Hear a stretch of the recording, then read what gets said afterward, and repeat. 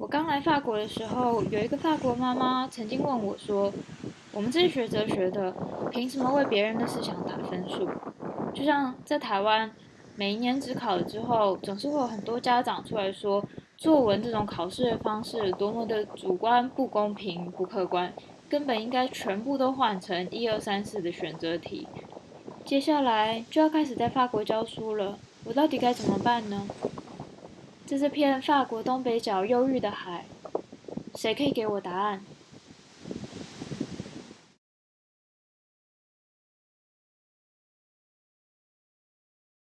？Hello，大家好。今天哲学新媒体在法国的东北边，一个叫 Vendée 的城市里面找到了一个刚刚改完考卷，正在放假的哲学老师。让我们来问一下，这个刚刚搞完考卷的哲学老师对这一次的考试和改考卷的过程有什么样的想法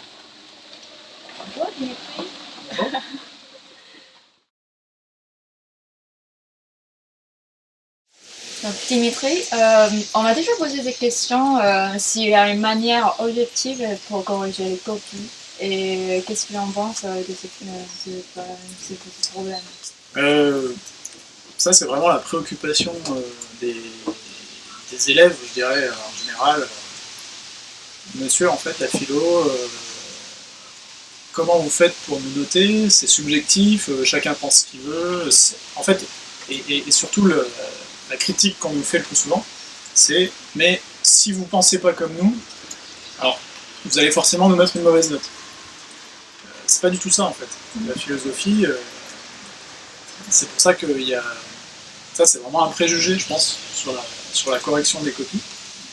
Euh, Précisément parce qu'on n'évalue pas des opinions. En fait, en philosophie, on évalue plutôt une manière de réfléchir, une manière de penser.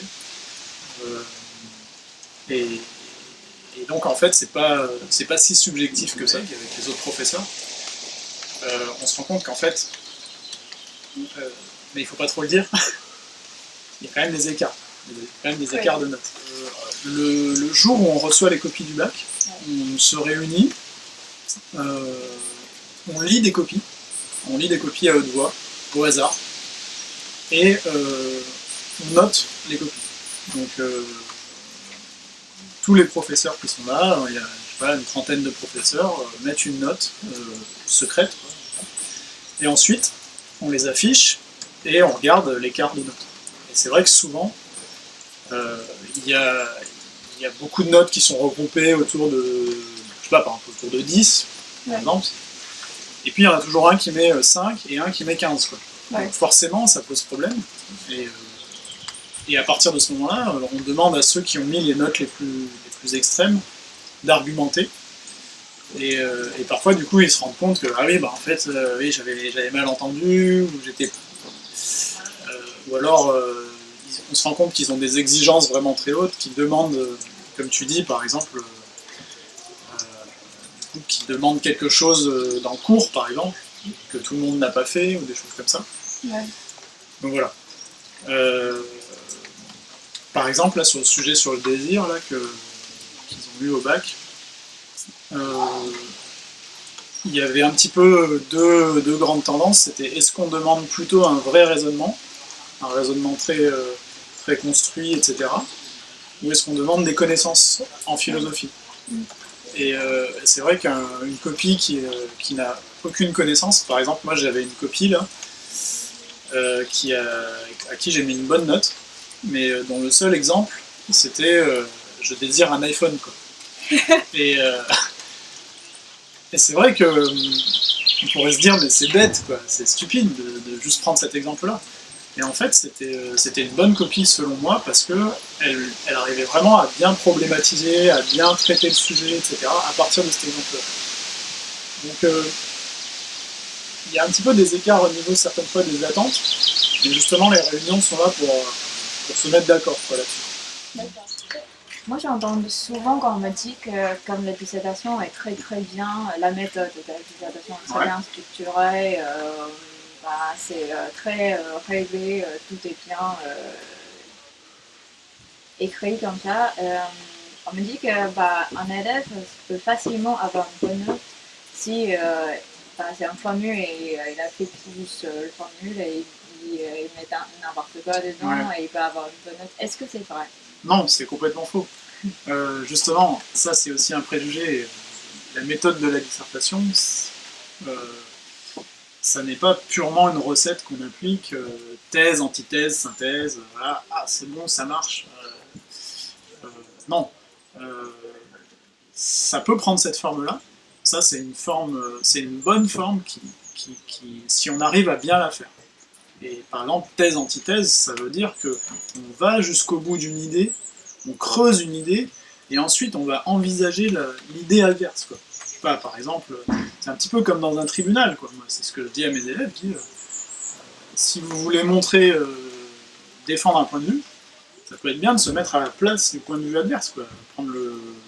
Se faire l'avocat du diable, comme on dit. Voilà, c'est pour ça que ça marche bien, ça, en philosophie. Mais pour autant, si on se contente de dire oui-non, bah ça, pour le coup, c'est l'inverse, ça marche pas du tout. Ça fait quelque chose de complètement binaire, et oui-non, bah, c'est la contradiction, en fait. C'est purement se contredire. Se contredire, ça n'a aucun intérêt. C'est-à-dire, voilà. Donc, je dirais plutôt que ça marche si on le fait intelligemment. En fait, ça ne peut jamais être une recette bête. Justement, en philosophie, on essaye de valoriser ce qui n'est pas une pure reproduction de ce qui a été dit avant ou de ce qu'on a appris par cœur. Non, c'est défendre un point de vue, construire un raisonnement, et donc faire marcher un peu son intelligence, quoi. Ça. Donc, pas de recette. Pas de recette, c'est pas un gâteau qu'on fait, c'est une dissertation. Du coup, ce que je veux dire, c'est que les profs, on n'est pas stupide non plus si l'élève est en train de créer selon une formule, mettant un peu n'importe quoi.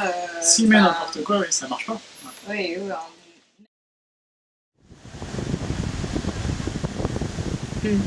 所以论述文改考卷的重点在于概念之间的逻辑推演关系，就和数学一样，有一定的稳定与客观性，让学生们面对题目有能力举重若轻，不会在一些有意境没概念的题目面前比赛谁的词藻比较华丽。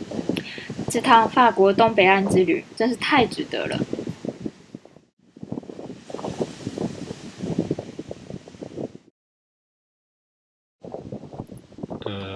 有容，这里不是东北角，是西北。